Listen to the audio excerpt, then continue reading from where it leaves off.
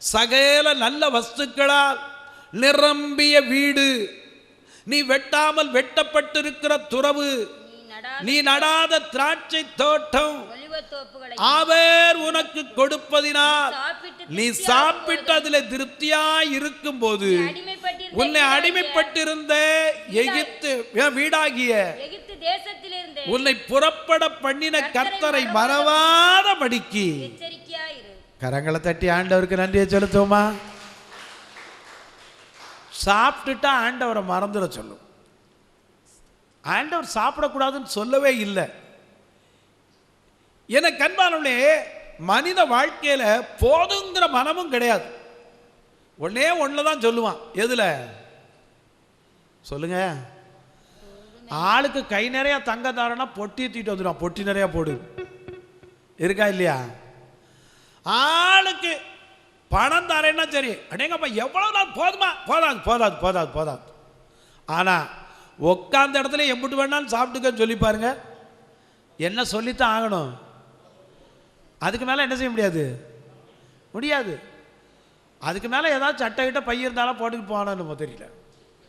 அல்லேலூயா. மனுஷ வாழ்க்கையில் போதுங்கிற கிடையாது. ஆனால் ஆண்டவர் நம்மளால முடியாத காரியம், வீடு, இருக்க இடம், நீ நிரப்பாத சகல நல்ல வஸ்துக்களால் நிரம்பி விடுனா என்னது? வீட்டில் ஒன்று ஃபேனை போட்டு உஷப்பாடா நல்லா காற்று, உட்கார்றதுக்கு சோஃபா, நாற்காலி, டேபிள், வீட்டுக்கு எல்லா தேவையும் ஒன்னால் வைக்க முடியாட்டாலும் கர்த்தர் யாரை கொண்டாது கூட வச்சு கொடுத்துருப்பார். அது மட்டுமல்ல, நீ வெட்டாமல் வெட்டப்பட்டிருக்கிற துறவு. நம்ம போய் எந்த காலத்தில் கிணறு தோண்டணும்? தண்ணி குடிக்காமலா இருக்கும் சொல்லுங்க? அது மட்டுமல்ல, நடாத திராட்சை தோட்டம், இது ஆசீர்வாதத்தை குறிக்குது. ஒலிவ தோப்பு, ஆண்டவருடைய பரிசுத்த ஸ்தலத்திலிருந்து அன்றைக்கு எரிகிற எண்ணெய், அந்த ஒலிவ எண்ணெய். ஒலிவ தோப்பு அவர் உனக்கு கொடுப்பதினால் நீ சாப்பிட்டு திருப்தியா இருக்கும்போது தேன் கூட்டம் மிதிக்க கூடாது. அல்லேலூயா. திருப்தி அடைந்தவன் தேன் கூட்டையும் மிதிப்பான், நிச்சயமா செய்வான். அல்லேலூயா. பசிக்கிறவனுக்கு கசப்பான பதார்த்தம் இருந்தா கூட என்ன செய்யும்? தித்திப்பாரு. ஏன்னா ஐயா, இல்லாத நேரத்தில் ஒரு பழைய சாதம் கிடைச்சா கூட சாப்பிட சொல்லும். ஒருவேளை நீங்க அனுபவிச்சிருக்கீங்களோ இல்லையோ, ஒத்துக்கிற மாட்டீங்க. நான் எளிமையை அனுபவித்தவன். ஒவ்வொரு நேரம் சோத்துக்காகவும் நான் படிக்கிற காலத்திலையும் சரி, லீவு விட்டா கூட கஷ்டப்பட்டவன். ஆண்டவர் சமூகத்தில் சொல்லுகிறேன். யாருடா சோர்வோடுவான்னு அலைந்த நாட்கள் உண்டு. இன்றைக்கு அதனால தான் பசின்னு வந்தாங்கன்னா சாப்பிட்டு போங்கிறேன். அல்லேலூயா.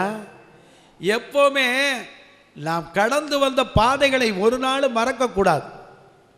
நான் கடந்து வந்த பாதைகள் கரடு மேடுகள், நான் நடந்து வந்த பாதைகள் முட்கள் மேடுகள், நான் கடந்து வந்த பாதைகள் கரடு மேடுகள், நடந்து வந்த பாதைகள் முட்கள் மேடுகள். நடக்க முடியல டாடி, நடக்க முடியல, நடக்க முடியல டாடி, நடக்க முடியல. தாங்கிக் கொள்ளுங்க, கரத்தில் ஏற்றிக் கொள்ளுங்க, தாங்கிக் கொள்ளுங்க, கரத்தில் ஏற்றிக் கொள்ளுங்க. கடந்து வந்த பாதைகள் கரடு மேடுகள், நான் நடந்து வந்த பாதைகள் முட்கள் மேடுகள்.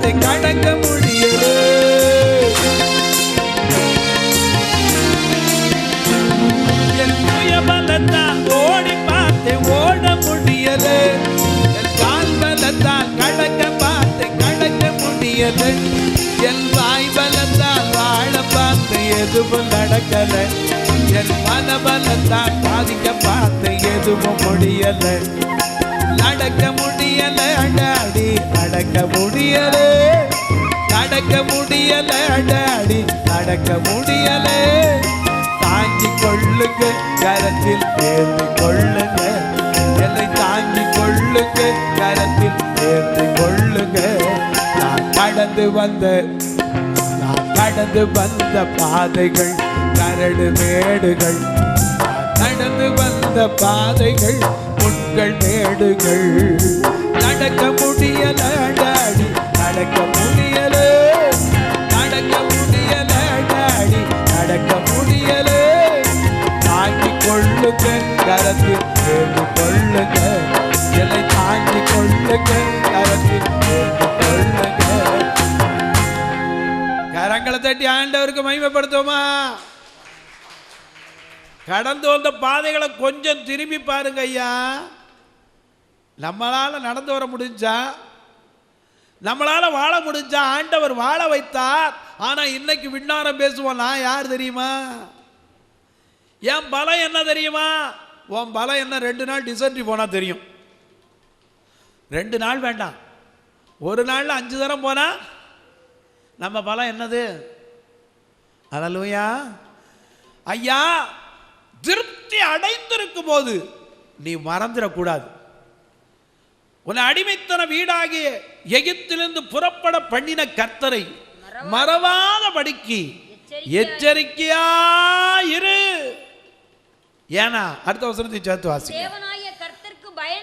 தேவனாகிய கர்த்தருக்கு பயந்து அவருக்கே ஆராதனை செய்து அவருடைய நாமத்தை கொண்டே ஆணையிடுவாயாக. அதை கொண்டுதான் நம்ம பேசணும். ஐயா, கர்த்தருடைய நாமத்தினால இதை செய்யறதுன்னு சொல்ல முடியும். நம்ம சொல்லிடக்கூடாது நம்ம பலத்துல. இது இஸ்ரவேல் மக்களுடைய வாழ்க்கையில அதுதாங்க பிரச்சனைய. தெரிய வேண்டிய காரியத்தை இவங்களுக்கு தெரியல, தெரியக்கூடாதுல நிறைய தெரிஞ்சு வச்சிருந்தாங்க. பாருங்க, ஆண்டவர் இவர்களை எப்படி ஞான போஜனம் என்று எழுதப்பட்டிருக்கிறது. இந்த ஞான போஜனம் என்றால் என்ன? வானத்திலிருந்து திருப்புங்க, எண்ணாகமம் 11ஆம் அதிகாரம் 4வது வசனத்தை வாசிக்க கேட்போம். எண்ணாகமம் பின்பு அவர்களுக்குள் இருந்த பல ஜாதியான அந்நிய ஜனங்கள் மிகுந்த இச்சையுள்ளவர்கள் ஆனார்கள். இஸ்ரவேல் புத்திரரோ திரும்ப அழுதாங்க. எதுக்கு? முதல்ல எதுக்கு அழுதாங்க? அது என்னங்க திரும்ப அழுதாருன்னு சொல்லப்பட்டிருக்க? முதல்ல எதுக்கு அழுதாங்க? இந்த அடிமைத்தனத்திலிருந்து எங்களை யார் விடுவிப்பா? அழுதாங்க. ஆனா விடுவிச்ச பிறகு திருப்பி அழுகிறான். ஏன்? காரணம் உண்டையா. காரணம் இல்லாம ஒரு வார்த்தை இந்த வேதத்தில் எழுதப்படவில்லை. என் சத்திய வேதம் சத்தியத்தை சத்தியமாகத்தான் போதிக்கிறது. அதை பிடித்து கொண்டால் நீ பேரின்ப வாழ்வை பெற்றுக்கொள்வாய். நாம கூட பாடுறோம்ல, பூலோகத்தாரும் மேலோகத்தாரும் புகழ்ந்து போற்றும் லாபம், அதை பிடித்து கொண்டாதான் பேரின்ப வாழ்வை பெறுவாய் நீ மனமே. தேனினி மகிழும் இயேசுவின் நாமம் திவ்ய மதுரமாமே.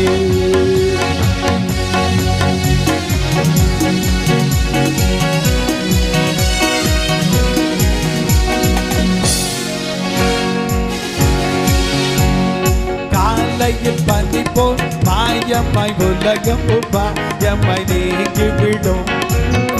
என்றும் கர்த்தரின் பாதம் நிச்சயம் நம்பு கருத்தாய் நீ மனமே. தேனினி மகிழும் இயேசுவின் நாமம் திவ்ய மதுரமாமே. ஹல்லேலூயா. பூலோகத்தார் மேலோகத்தார் எல்லாம் புகழ்ந்து போற்றுகிற நாமம் ஐயா. இந்த நாமம் அவர்களை நடத்தியது. ஆனா இவங்க திரும்ப அழுதாங்க. ஏன் அழுதாங்க? ஒரு சமயத்திலே ஆண்டவரே சொன்னார். யாத்திராகமம் 3ஆம் அதிகாரம் 6வது வசனத்திலிருந்து வாசிக்க கேட்போம். பின்னும் அவர் நான் ஆபிரகாமின் தேவனும் ஆபிரகாமின் தேவனும் ஈசாக்கின் தேவனும் யாக்கோபின் தேவனுமாகிய பிதாக்களுடைய தேவனாகிய கர்த்தர் மோசே தேவனை நோக்கி பார்க்க பயந்ததினால் தன் முகத்தை மூடிக்கொண்டான். அப்பொழுது கர்த்தர் எகிப்தில் இருக்கிற என் ஜனத்தின் ஒரு காலத்துல பார்வோனுடைய கொடுமையினாலே சுமை சுமக்கிற கூலியினாலே அவர்களை ஒடுக்கினான். ஆனா ஆண்டவர் அவர்களை என்ன செய்தாராம்? யாத்திராகமம் 1 அதிகாரம் 12 வசனத்தில் வாசிக்கிறோம். அவர்களை எவ்வளவாய் ஒடுக்கினானோ, முதல் 1:12 அதே அதிகாரம். அவர்களை சுமக்கிற வேலையினால் ஒடுக்கும்படிக்கு அவர்கள் மேல் விசாரணைக்காரனை வைத்தார்கள். அப்பொழுது அவர்கள் பார்வோனுக்காக நித்தம் ராமசேஸ் என்னும் பண்டசாலைகளை கட்டினார்கள்.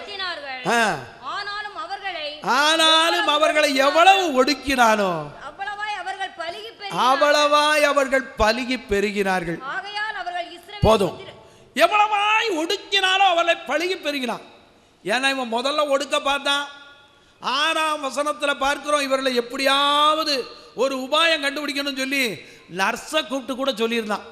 எப்பா, ஆம்பளை பிள்ளை பிறந்தா அங்கேயே கொல்லு விடுங்க, பொம்பளை பிள்ளை பிறந்தா இருக்கட்டும். இப்போ நம்ம பொம்பளை பிள்ளை பிறந்தா தான் கொல்ல சொன்னா, அந்த காலத்தில் அப்படி இருந்திருக்கு. ஏன்னா காலம் மாறுது இல்லையா? காலங்கள் மாறலாம், ஆனால் ஒன்று மட்டும் மாறாதது இல்லையா? அதையும் சொல்லிட்டு போனார். காலங்கள் மாறலாம், கோலங்கள் மாறலாம், ஆனால் என்றும் மாறுவதில்லையே இல்லையா? புதிய யுகம் பிறந்தது, பழைய யுகம் மறைந்தது, இயேசுராஜா இருக்கிறார் என்று காலம் சொல்லுது. புதிய யுகம் பிறந்தது, பழைய யுகம் மறைந்தது, இயேசுராஜா இருக்கிறார் என்று காலம் சொல்லுது. காலம் கிமு கிபி 2ஆம் 3 என்று சொல்லுது. காலம் கிமு கிபி 2ஆம் 3 என்று சொல்லுது. இயேசு ராஜா வருகிறார் என்று சொல்லுது. மாரநாதா அல்லேலூயா, மாரநாதா அல்லேலூயா, மாரநாதா அல்லேலூயா, மாரநாதா பாடுவோம். மாரநாதா அல்லேலூயா, மாரநாதா அல்லேலூயா, மாரநாதா அல்லேலூயா, மாரநாதா. மரித்தவர் எவரும் பிழைத்ததாக சரித்திரம் சொல்லவில்லை, ஆனால் இயேசுவின் கல்லறை இன்றும் மட்டும் திறந்தே உள்ளது. மரித்தவர் எவரும் பிழைத்ததாக சரித்திரம் சொல்லவில்லை, ஆனால் இயேசுவின் கல்லறை இன்றும் மட்டும் திறந்தே உள்ளது. அக்கால காலம் முதல் இந்த கம்ப்யூட்டர் காலம் வரை, அந்த கற்கால காலம் முதல் இந்த கம்ப்யூட்டர் காலம் வரை கர்த்தர் தெய்வம் என்று சொல்லுது. கர்த்தர் தெய்வம் என்று சொல்லுது.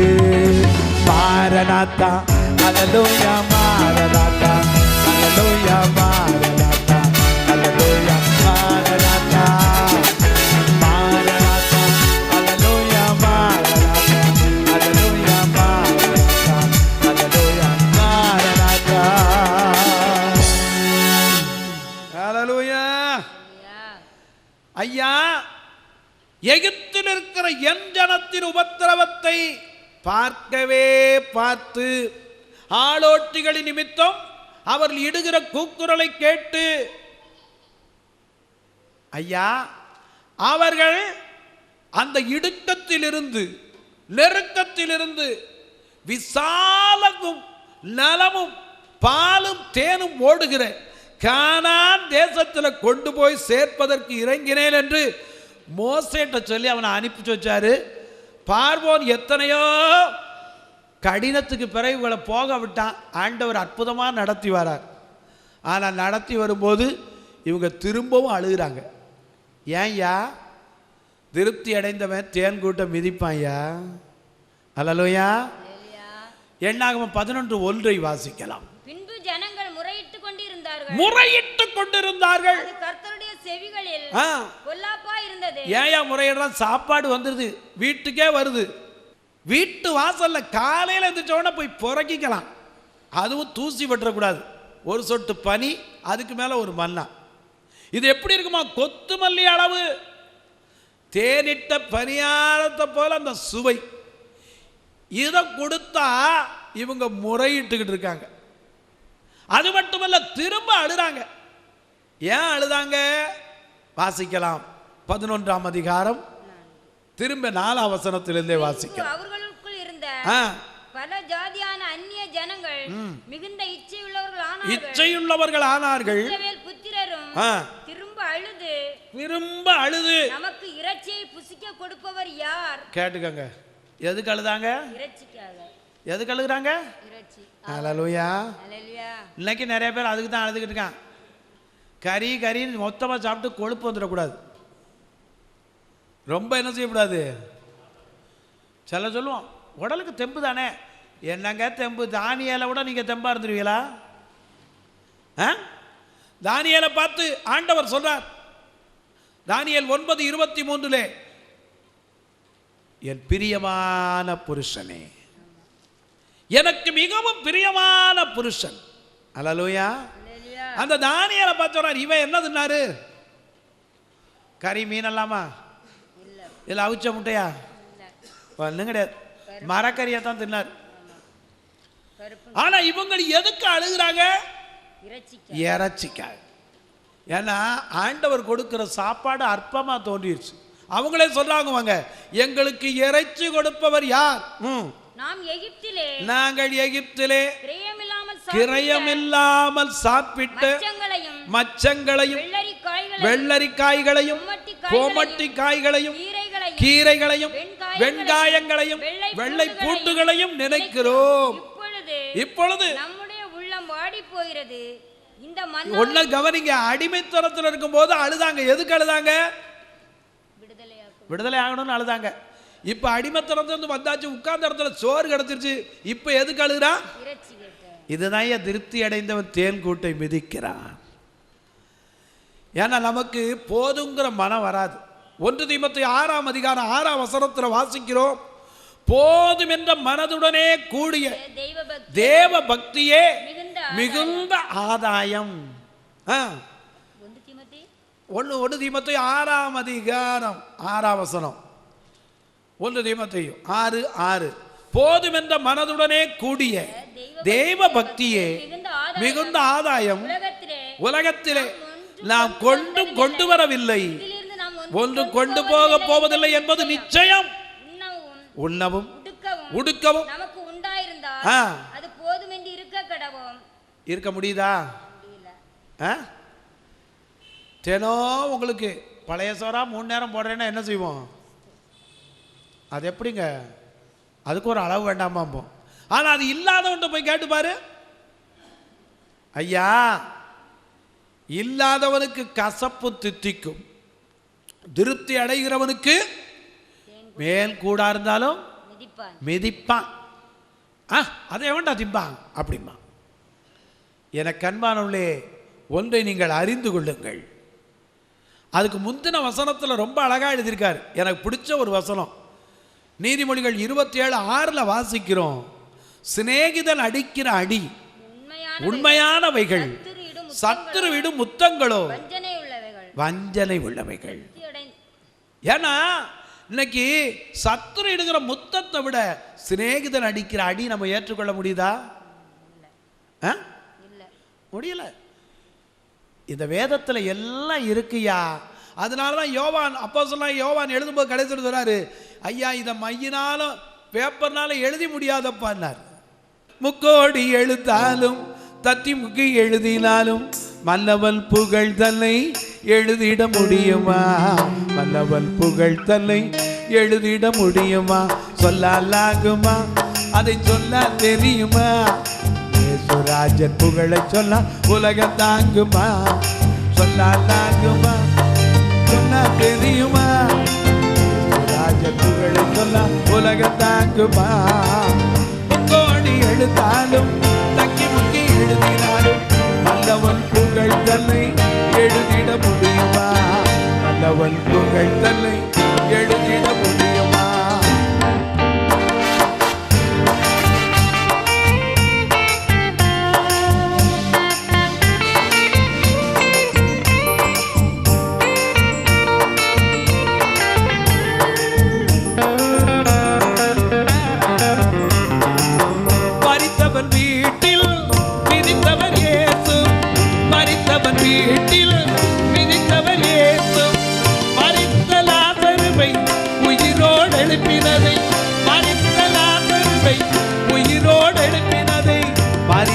லாசருவை உயிரோடு எழுப்பினதை கொல்லாலாகுமா?